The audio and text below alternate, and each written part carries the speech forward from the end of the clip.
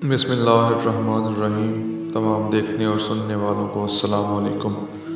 حضرت علی کا ایک ارشاد ہے کہ جو ذات رات کو درختوں پر بیٹھے پرندوں کو نیند میں گرنے نہیں دیتی، وہ ذات انسان کو کیسے بے یار و مددگار چھوڑ سکتی ہے۔ حضرت علی نے ایک جگہ ارشاد فرمایا کہ دوست کی غلطی کو ریت پر لکھو تاکہ پانی اسے مٹا دے، اور دوست کے احساس پتھر پر لکھو تاکہ کوئی اسے مٹا نہ سکے۔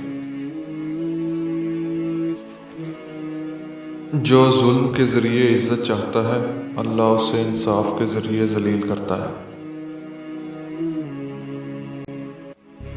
صبر ایک ایسی سواری ہے جو اپنے سوار کو گرنے نہیں دیتی، نہ کسی کے قدموں میں، نہ کسی کی نظروں سے۔